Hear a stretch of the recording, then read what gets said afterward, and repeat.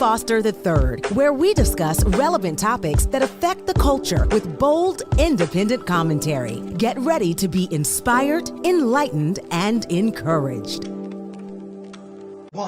Welcome to the Voice Over Now podcast. I'm your host, D. Foster III, CEO of Wake Up Global Network. Listen, you know the spiel at the beginning of the show.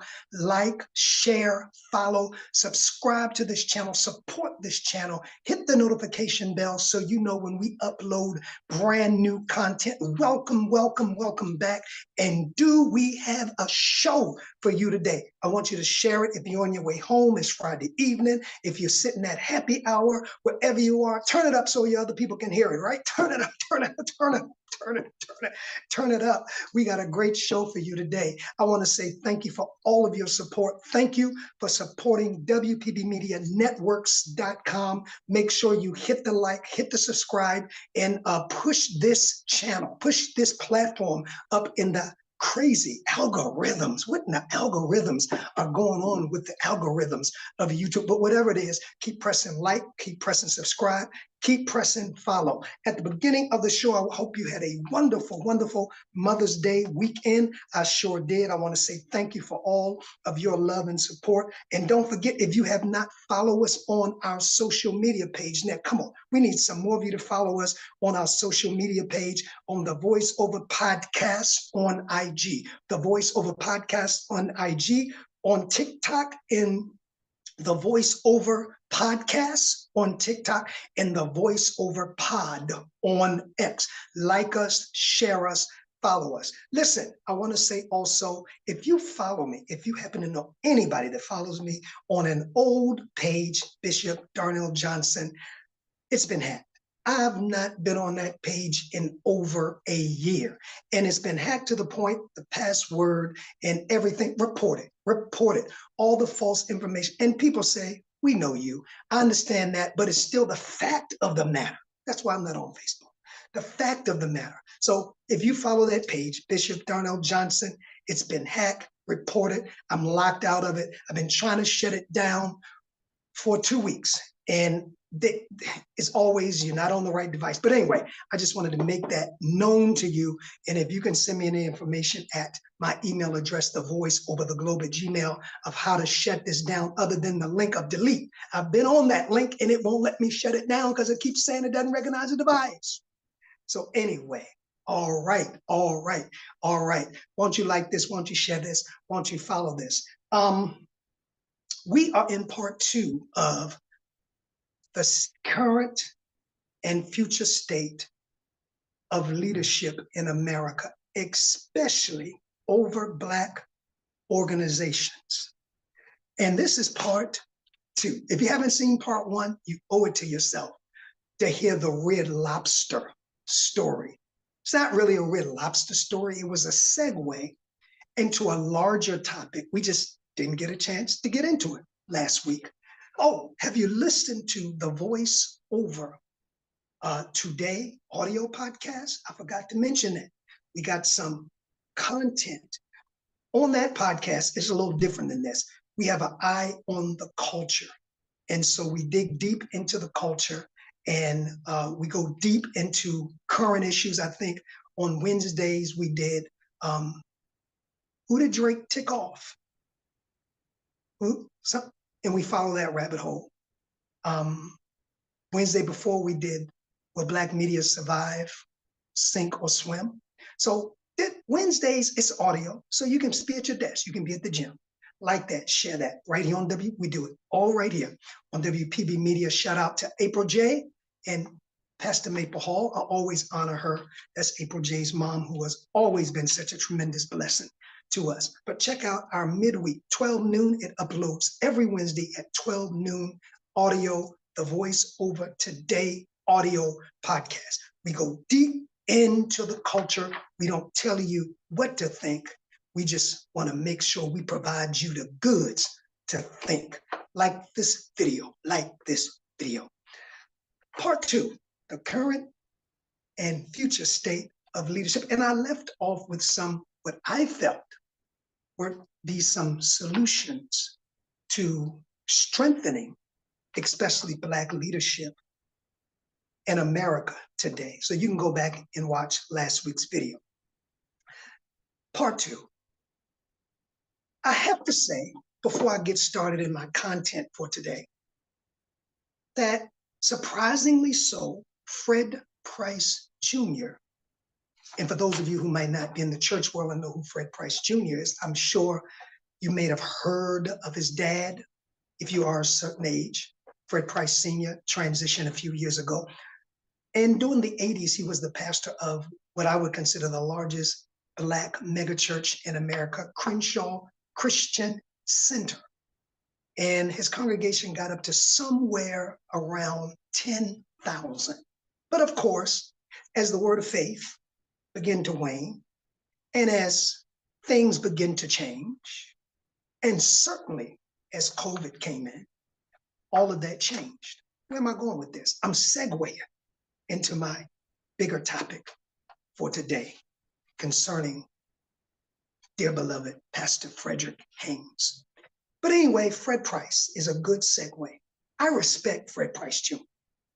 I don't really know Fred Price. I've never really been interested in Fred Price Jr.'s teaching. After a while, I even lost interest in Fred Price Sr.'s teaching. I mean, I was a part of his organization in the late 80s and 90s, Thick with him when it was hot and everybody was there. But soon, it kept saying the same thing. And I was trying to grow and, evolved and pastored and flowed in and, and I kind of lost touch with Fred Price. Dear brother, integrous brother, never a scandal came out on Fred Price. Praise God.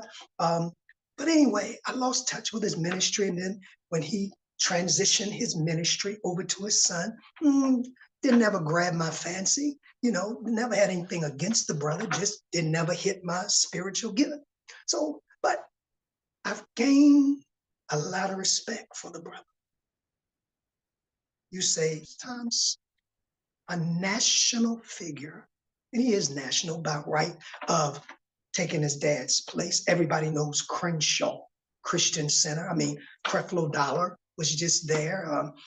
Phil Cadeau Jr., he's still in that word of faith vein. Bless his heart. That's, was just there. So, maybe millennials don't, but if you were in the 80s in church in the 80s, Crenshaw. So he's still kind of popular. The church is kind of still known. I won't say it's popular, but it's still known. But the other day I'm flipping through YouTube, actually looking for one of my videos. Don't you love the honesty? And the algorithms pushed the 50th anniversary celebration of Crenshaw Christian Center in my channel. So of course I'm going to look at, I didn't even know they were 50. So I looked at it and they did like a pass thing. When the dad founded the church and the history of the dad and the mom and all of that kind of stuff, then they went up to how they outgrew their church on Inglewood. I remember that. And they had like 3 services and people were standing outside. That's when Crenshaw was hot. I believe that's when it was at its zenith. And then Fred Price said, listen, the Lord told me to build a building where everybody can get into one service. And he built 10,000 seats where he agreed he could have did 5. I agreed he could have did 5. I mean, I'd rather have you standing outside than preaching to cheers, right? So anyway, bringing up Fred Price Jr. So the dad transitions, Fred Price Jr. is the pastor. Things drastically change. Not only does times change, but of course the people who came because of the dad probably change because they came there because of the dad. And when the dad was no longer there, they found other places to go. That's natural. That's normal. So when they were interviewing Fred Price Jr. on this 50th anniversary, and I encourage you to go and look at it. If the algorithms haven't pushed it up in your channel selections, video selections, go dig it up, right? But Fred Price Jr., they interviewed him several times. They interviewed his sister Angela, who was the shot caller at Crenshaw when I was going around. They interviewed Betty, who's 90 years old, Betty Price, Fred Price's wife. And they interviewed Fred Jr., the pastor. And he said something that's taken me right into today's content, connecting to last week's content. So they mentioned how the dome has changed, how Crenshaw has changed, how it's gone from this thriving, budding influential ministry all over Los Angeles, packing in thousands and thousands a week. And I'm cutting through the story for time. To now currently, if they have a good Sunday, 1,000 in a 10,000 seat sanctuary. And Fred Price says something, Fred Price Jr. says something that endeared me to his integrity, not his message, his integrity forever. So the interviewer was asking him, where does he see the church? How does it feel to come into a sanctuary that's not even a quarter full, an eighth full, 800 people in a 10,000 seat sanctuary? That has, let's be honest, that has to be discouraging. But here I hear a leader speak. He says, I appreciate all the prophecies that the dome will be full again. He says, but I'm not even sure that's going to happen. He says, times have changed. He says, people have learned to worship in different styles. I'm thinking, I got to hear this. Thank God somebody is not trying to resurrect the past. He says, no, we don't have the thousands that we had when my dad was here, but our YouTube numbers are higher than they've ever been. If it were up to me, I'd like to cut it in half.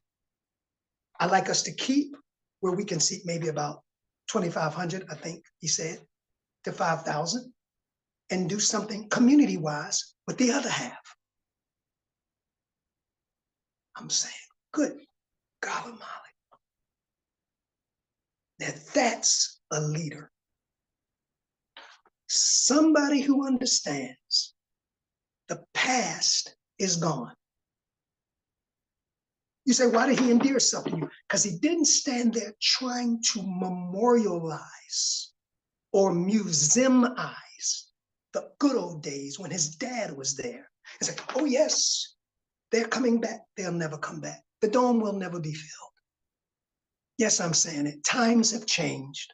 He's not, when Fred Price Sr. filled the dome, it was a move. It was a movement.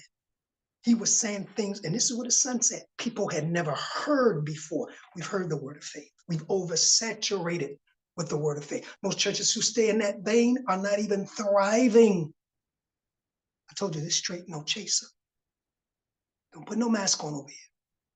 If you at happy hour, you can tell them, give it to you straight, because that's the way D. Foster giving it to you.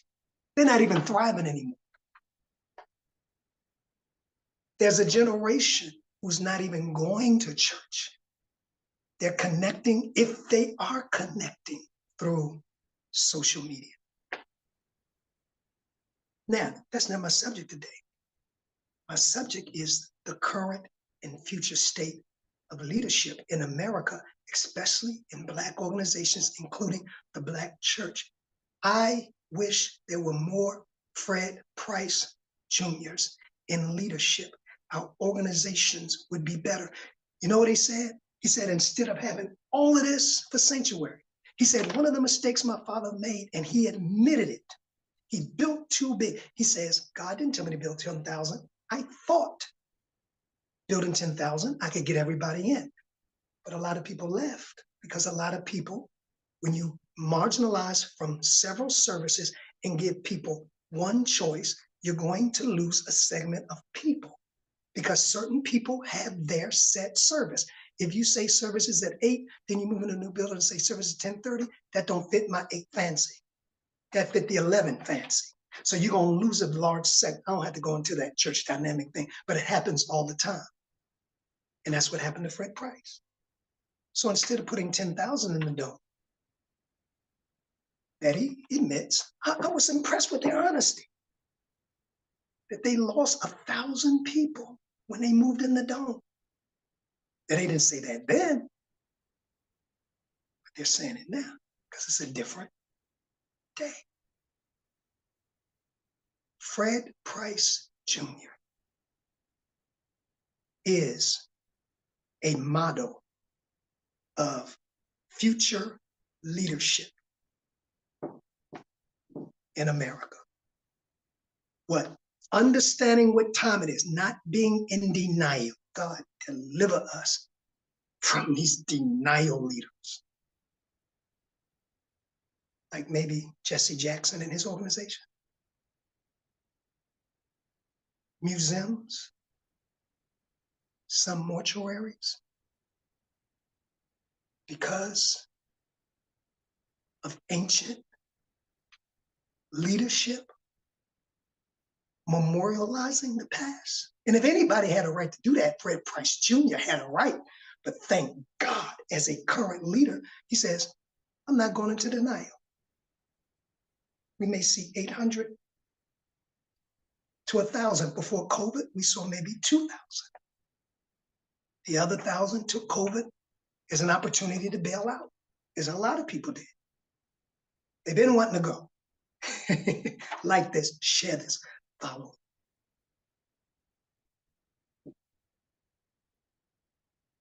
This brings me to this article by Religion News Services. Y'all tell me it ain't so. Tell me it ain't so. Tell me one of the most thriving, popular, influential of the culture, ear to the ground, growing church, well respected. Reverend Dr. Freddie Haynes. If you don't know who he is, Google him, look him up. Resigns abruptly as leader of Rainbow Push Coalition. Let's talk about it. Because nobody takes on this kind of assignment and in less than a year resigns unless, and I'll get to the unless. So I'm gonna read this article out of the Religion News Services. You know, I like to document my source. I have to admit, I met Dr. Haynes at a pastor's conference once, maybe 15 years ago. I don't know Dr. Freddie Haynes. I know a lot of people who know him, and the people that know him spoke well. His church, Friendship West, in Dallas, Texas, is very influential. He's about social justice. He's in the community. He is a modern voice. I'm not sure Haynes' age, they probably will give it in here, but whatever his age is, he speaks the culture. He has a very thriving, multifaceted church. Oh, I know where I met him. I met him through Reverend Dr. Willie Wilson because we were preaching in the same week. That's what it was. And I think he stayed over. He stayed over. And I was introduced to him through Reverend Willie Wilson at Union Temple Baptist Church. But all that being said, I said, say it ain't so. The cycle, share this, of grand openings and grand closings of today's leadership, not yesterday's. They never close. Today's leadership. I'm gonna read this article a little bit, and I don't do a lot of redaction. I don't do a lot of commentary on articles or videos, but I felt the need to get into this today based on our subject of the future and current state of leadership in America, especially in Black organizations, because this is a repetitive cycle. It is. And I think I know why. April 17, 2024, the Reverend Dr. Frederick D. Haynes III, who succeeded the Reverend Jesse Jackson as president, that's a very prominent position. Who wouldn't want that? Of the Rainbow Push Coalition, has resigned. I want you to say, suddenly, that's a very key word. When will he do it? Suddenly. He did it. Freddie Haynes did it suddenly. I love it. That's decisiveness. All right. He has resigned suddenly from leading the Chicago-based civil rights organization. Now, I quote Dr. Haynes. Share this video, like it, subscribe, follow us on our social media page, The Voice Over Podcast on IG and on TikTok, and The Voice Over Pod on X. And we'll follow you back. Here's a quote from Dr. Haynes.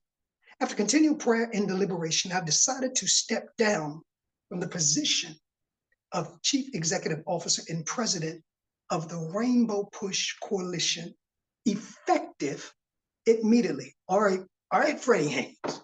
That's what I'm talking about. We ain't playing no games with this. Haynes said in a statement issued Tuesday, April the 16th, on Rainbow Push letterhead, okay?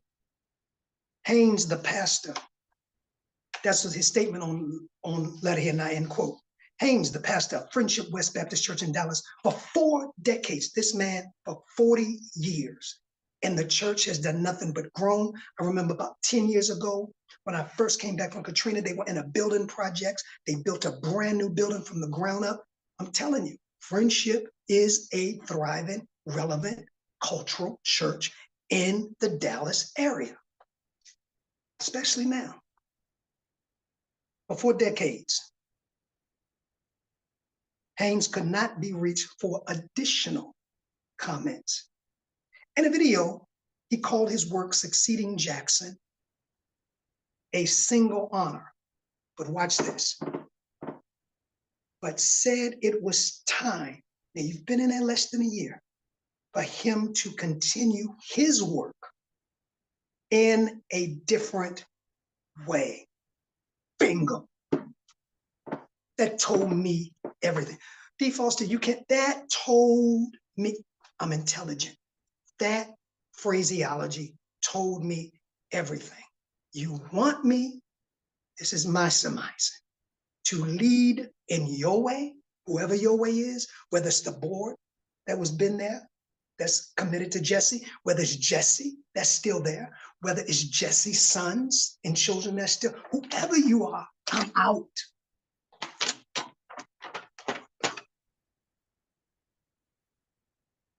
This was the capstone phrase. And I like Freddie Haynes. He didn't dance around it. He didn't pretend. He didn't say, well, you know, I want to go spend more time with my church. He said, and I re-quote, in a video statement, he called his work Succeeding Jackson a single honor. But conjunction with your function, said it was time for him to continue his work in a different way. What was the different way? I'm just saying, this is my opinion. This is my platform, so I can give my opinion. Maybe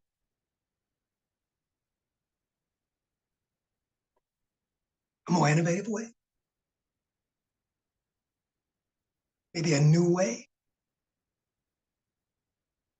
Or maybe not the way Reverend Jackson did it. Now, all of the old heads are really getting upset with me over this message, and I really don't care. Because it has nothing to do with age. It has something to do with here. Because I know a lot of millennials who do stuff. I just heard one, the old way. I'm like, dude,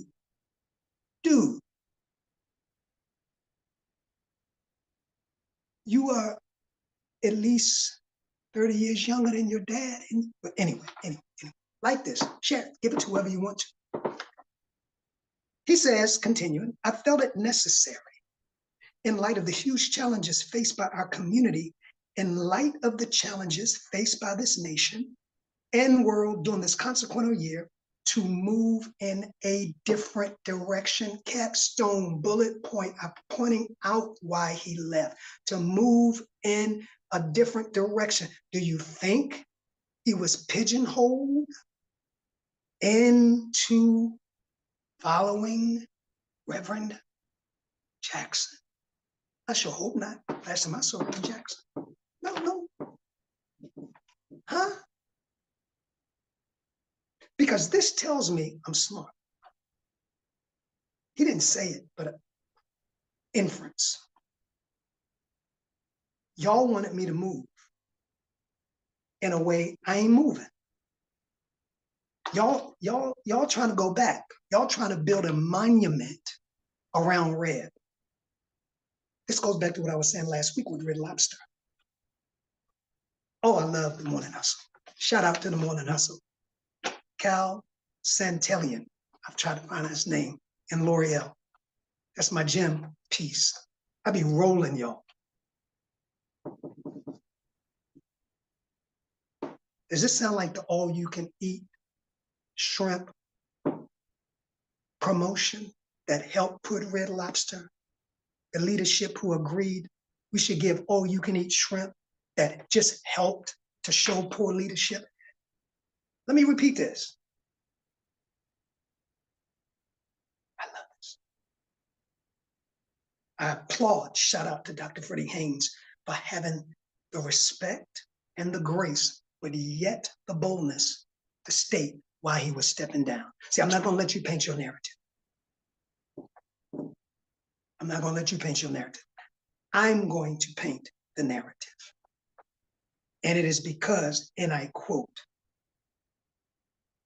in light of the challenges faced by this nation and world during the consequential year, to move forward in a different direction. He said in the video statement posted on Instagram, I will continue to fight for justice. I will continue to be a prophetic witness. Here it is again. What do you need to see it? I will just do it in another lane while continuing to honor the work. That's what I'm talking about, of Rainbow Push and Reverend Jackson. You have an idea of how we can get the job done. And if it was, as I said last week, you wouldn't have needed new leadership. But obviously the will was broken and nobody within the combustion could take us to the next level. So you called one of the most prominent pastors in the country, one of the most busiest pastors, to help get your organization off the ground. And in my opinion,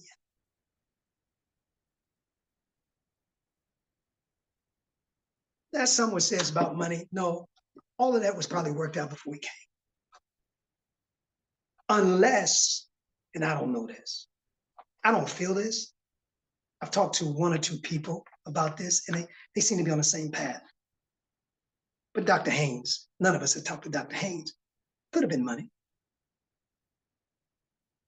But if it was money, I'm sure it was a money amount he agreed to. So the only thing, if it was money, which I really don't feel it was money. I mean, I don't think Freddie Haynes is hurting for money like that. He's committed to the cause. And if it was money, they didn't follow through with their commitment. So it's not something he got there and started expecting. I think it was more along the lines of leadership. If you won't entrust my leadership, I said it last week, he said, I'm out. All right, let's keep reading. The Associated Press reported that Jackson said in a statement the Rainbow Push had accepted the resignation. What else are you gonna do?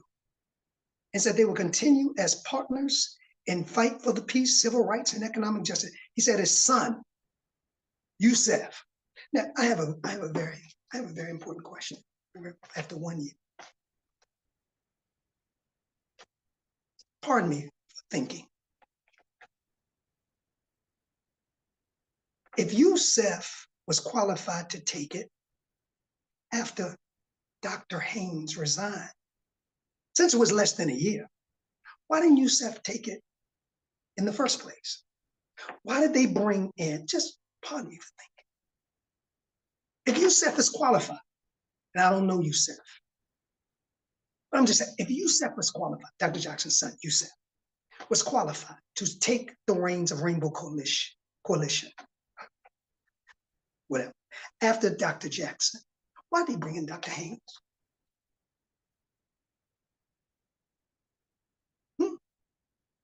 So now we're left with USAF, because Dr. Haynes has a lot of influence in this country.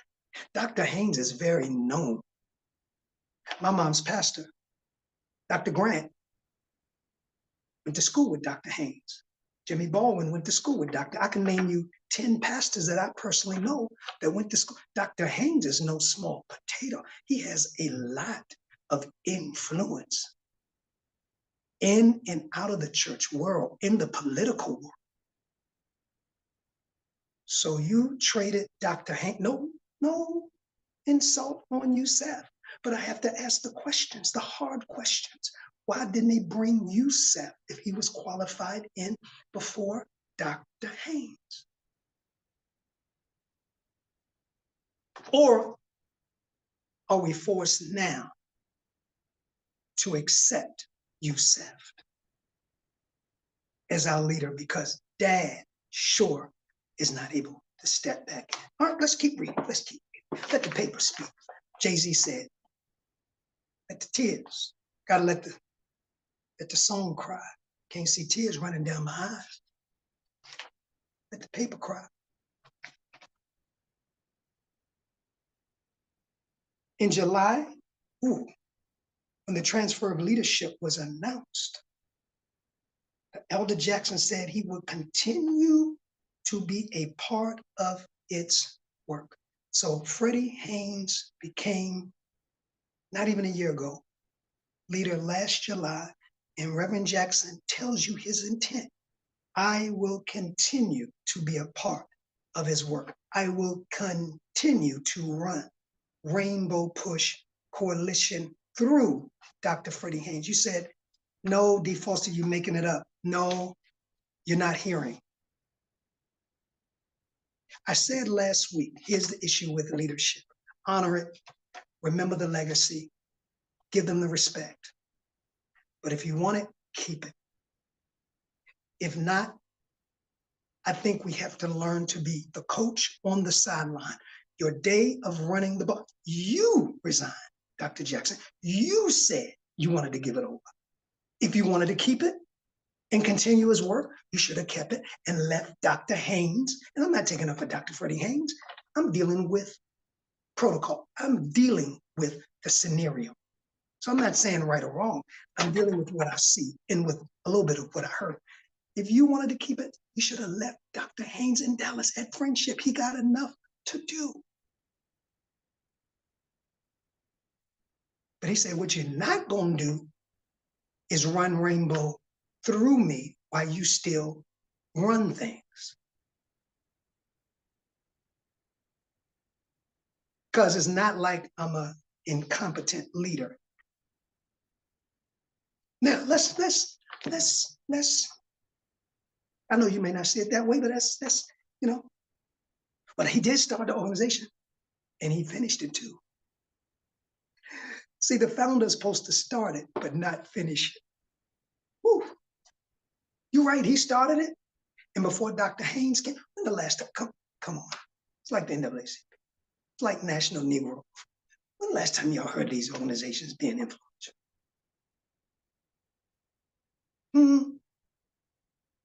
Oh, okay. What changed? The college protesters are more influential because they out there doing something. I'm not saying I agree with it, but they're out there doing something. What are these organizations doing? Having banquets, having fundraisers, having luncheons, getting on TV every week, hollering about justice. Like it, share it, follow it. Like it, share it, follow it.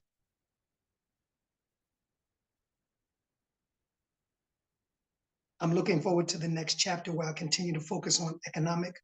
This is Jackson, Elder Jackson.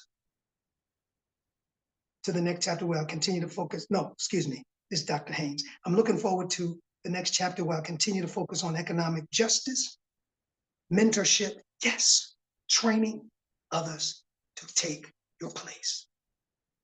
You are the coach on the sideline and don't always have to be the center of attention. That's what I do.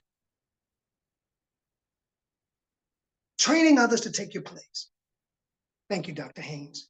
Teaching ministers how to fight for social justice, he said in a statement at that time. I will still be very involved in the organization, and I'm proud that we have chosen, oh no, this is Jackson, excuse me.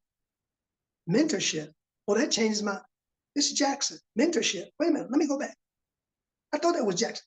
But when it talked, remember I said this is Jackson, but then when I started seeing all of these glamorous words, I thought it was Haynes. But Jackson continues. I'm looking forward to the next chapter where I continue to focus on economic justice. When y'all, okay, mentorship, teaching ministers how to fight for social justice. That's why I couldn't believe it was Reverend Jackson. He said in a statement at the time, I will be very involved in the organization. Problem. All right. From where? From behind or front and center? Because that will make all the difference whether this organization, well, I can't say stays relevant, but regains its relevance through USEF.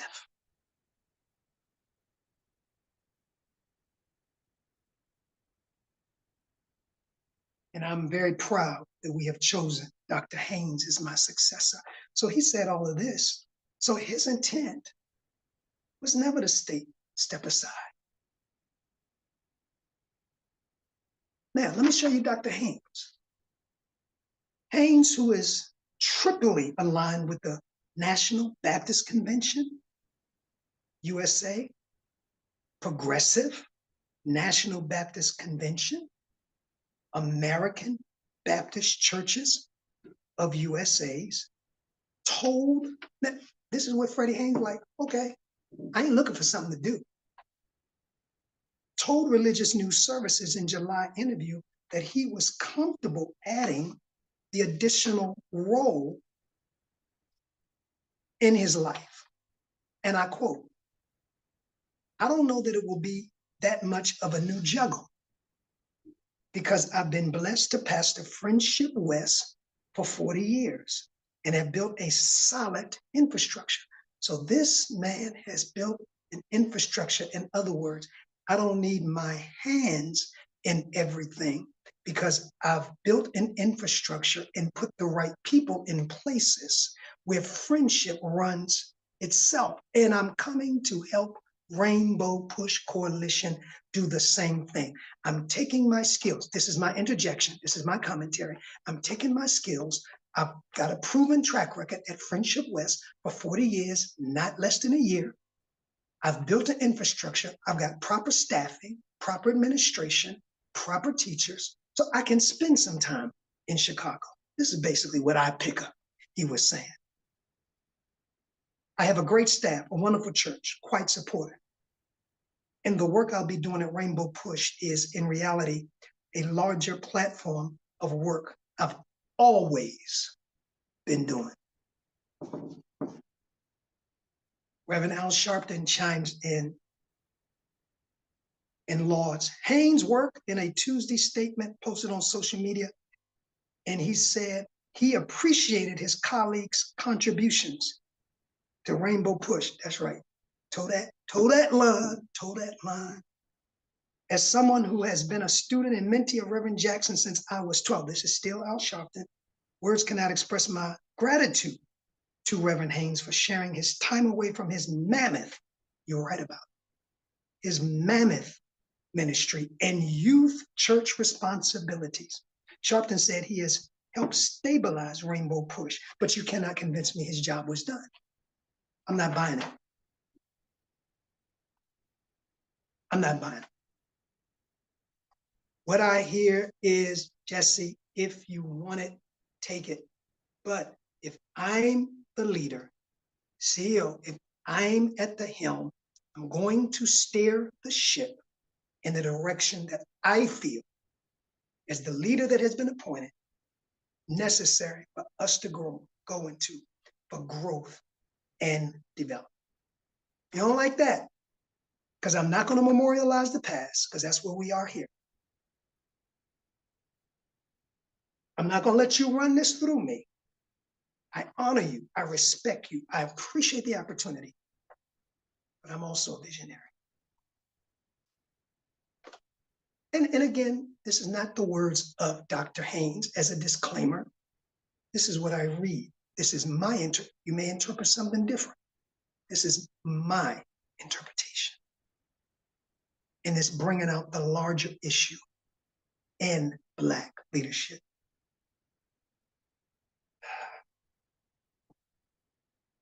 The coalition's history dates back to 1966. Operation Breadbasket. Wonder, are they operating on the same model? When the Reverend Martin Luther King Jr. appointed Jackson to direct the Southern Christian Leadership Conference, Operation Breadbasket in Chicago, boycotting white businesses that did not employ Black Americans. Watch this. In '71, Jackson founded PUSH, which first stood for People United to Save Humanity, and later People United to Serve Humanity, according to the coalition's website in '96. The Rainbow PUSH Coalition formed from the merger of PUSH with the National Rainbow Coalition, creating a civil rights organization with an aim for economic and educational equality, end quote. Now, I did a lot of reading today on purpose because I wanted you to see in living color from last week the bigger issue at hand and what needs to change, in my opinion, and obviously in the opinion of a lot of forward-thinking leaders, is not original leadership vanish, but it's as simple as this. And I'm gonna put it like this. One of my favorite movies is The Wire. And when Marlo was first introduced, you know Marlo, those of you who watch The Wire, shout out to The Wire.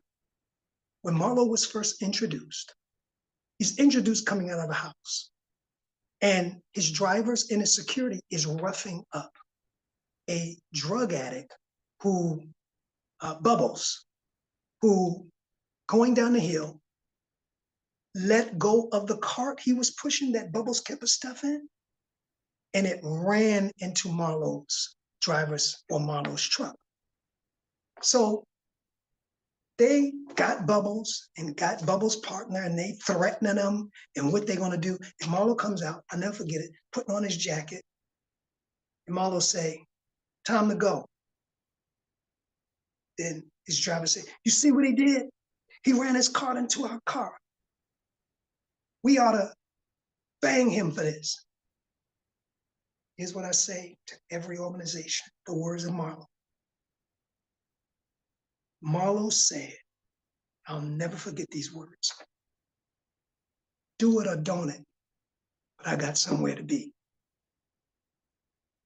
If you're gonna do it, do it. If you're not gonna do it, let's go. To leadership. From last week, when you realize you've reached the zenith and what you've built is starting to roll back downhill, do Marlo. Do it. Stay in there. Fight to keep it alive. Fight to keep it relevant if you know how. Do it or don't it. And if you're not, gracefully step aside and make space for new, forward-thinking, honorable, integral, appreciative leaders. Leaders that will not memorialize your actions of the past, but will honor the work that you have done and celebrate the work that you have done and celebrate you for the work that you have done and come to you as a counselor on the side for wisdom and insight. But if you're going to lead and leave me be. I think that's the lesson. That's the Red Lobster lesson. That's the Fred Price Jr. lesson. That's Jesse Jackson, Freddie Haynes lesson. I'm sure there's no beef between them, and this wasn't to create beef. I'm simply giving out the information in my commentary. But Rainbow came up a little short, in my opinion. Now you say there could always be information that you didn't know about, and it could.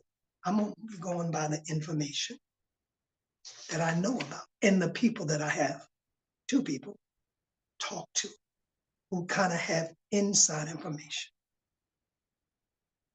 So for the future, even D. Foster 3, when it comes to Wake Up Global Networks, do it or don't it. I want you to like this video. I want you to share. Email me, thevoiceovertheglobe@gmail.com. Don't forget, follow us on our social media platform. Join me every Sunday morning, 7 a.m. for the Voice of Hope Connection. Until next week, this is D. Foster 3 saying, you have a voice. Keep lifting it. Peace. Thank you for being a part of The Voiceover. Please follow us on all of our social media platforms to stay connected to our upcoming shows and guests. Instagram @The Voiceover Radio. Twitter @DPropheticEye. That's the letter D, prophetic, EYE. If this show has enriched you in any way, please share The Voiceover among your circle. Until next time, keep allowing your voice to be heard.